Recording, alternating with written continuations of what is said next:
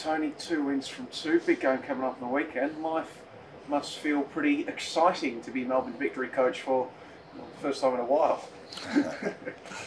No, I wouldn't say no. I'd say I was always excited to be a coach here, and the challenges we had last year actually makes you even appreciate and love the game even more, and the job that we do and the club that I work for. But we've had a good start, but we're all well aware that there's a new challenge and a new game coming up, and it's a fantastic football match against Adelaide. Huge rivalry between the clubs. We're playing at home again after a successful performance and result last week, and we want to build on that. And with a big crowd here supporting us, we're full of belief that we can get another win.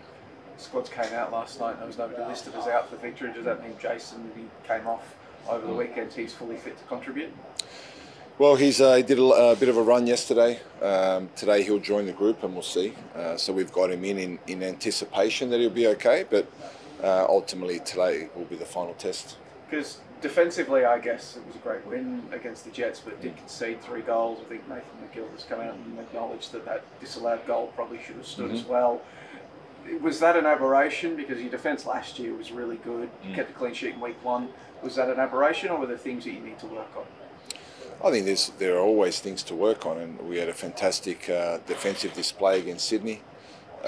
We scored 5 goals for the first time, so we can't forget that. So it's a fantastic attacking display. There's some areas there that we need to address in terms of our defending, but it's more of a collective that we need to collectively be better positioned in terms of not being caught in transition when we've got the ball, and that's always a work in progress, but we're happy with the win, acknowledging that we need to improve, which is the norm for us, and we hope to do that tomorrow. I guess the reason I ask that is because Adelaide have certainly proven themselves explosive going forward this season. 9 goals from their opening 2 games, haven't conceded up the other end either. Just what have you made of, I guess, specifically their attacking form thus far this season?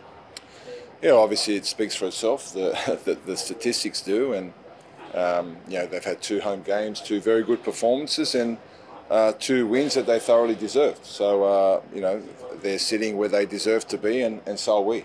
So we expect a great match, and we know they'll come here full of confidence, and we'll be the same.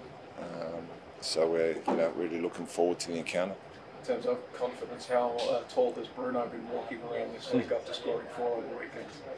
Yeah, he's like any striker. Once they score, he looks very confident, very at ease with himself, and what's been pleasing for all of us thus far this week is he's looked very good in training. He wants to continue. He wants to keep contributing and playing his part in the team. Continue in our continual development, and trying to keep climbing up the table. On the flip side, for Adelaide, Nestoria and Kunda's everybody's lips at the moment, his performances. He came here last year and scored a goal that dashed some of your hopes as well.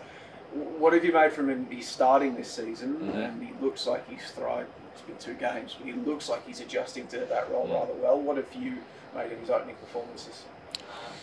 Very good. Obviously, he looks a lot physically stronger.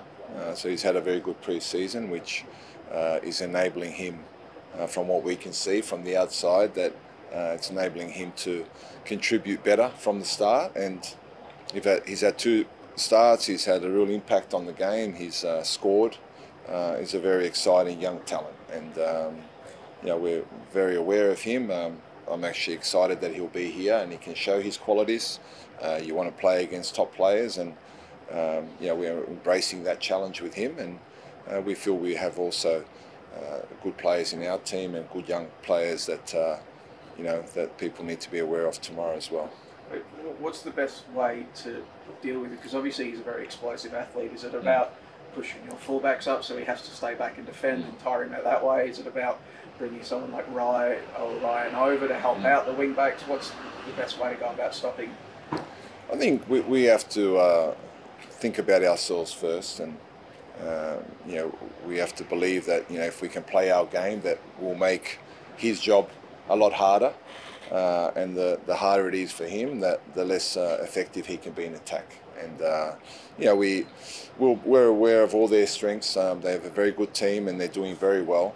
But we have to focus on ourselves, and we want to keep building. We're playing at home. We want to win again, and we want Irukunda. He can have a good game, but we'll be happy if we come away with the result. I mentioned before, but Ryan and Rye, it feels like maybe they've flown a bit under the radar with your attacking exploits, but they've really, well, from my perspective, they're providing a foundation for you in that midfield. What have you made of their fall? Yeah, it's been good. I feel it's building. Our midfield is building. The connection between defence and attack, they're obviously providing that, giving us good balance. And it's something that we've been building on throughout the pre-season. It's an area we want to improve, to have more control with and without the ball. And thus far, it's been really positive. And the crowd itself, obviously, it was big last week, but no offence to the Jets, but Adelaide are the original rivals of Melbourne Victory. It's a big double-header, prime time on a Saturday night.